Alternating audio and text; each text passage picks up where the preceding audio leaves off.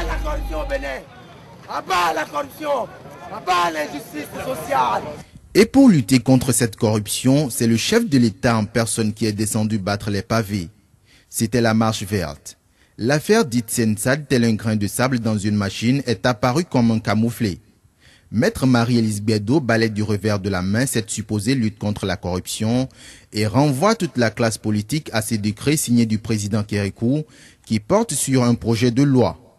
Un projet de loi qui est l'aboutissement du processus de ratification de la Convention des Nations Unies contre la corruption adoptée à New York le 31 octobre 2003 et dont le Bénin était le 10e pays à ratifier. L'avocate se pose des questions.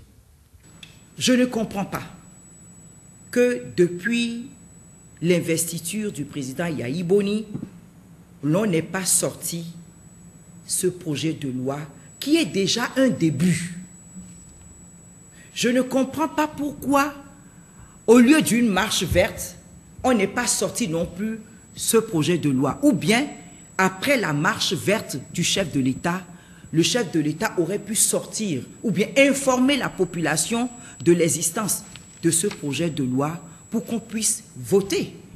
Parce qu'il ne faudrait pas oublier qu'à l'époque, le chef de l'État était totalement majoritaire à l'Assemblée nationale. Le projet de loi proposé par le régime de fin comporte 77 articles subdivisés en 8 titres.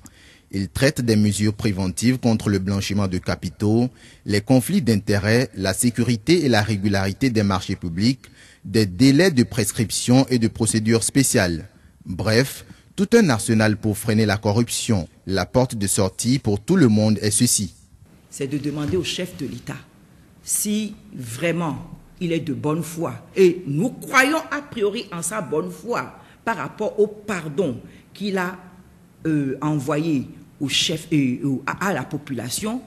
Nous pensons qu'il doit aller plus loin et demander au président de l'Assemblée nationale, M. Mathurin Nago, de faire ressortir ce projet de loi pour qu'on puisse réexaminer, l'enrichir si possible et même l'adapter encore aux situations à venir pour qu'on soit sûr qu'au moins Yahi Boni est arrivé à cet état de choses, c'est-à-dire au moins à son actif, il a pu faire voter cette loi-là.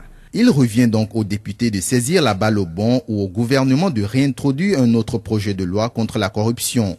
La ratification de la Convention des Nations Unies n'aurait pas été une farce.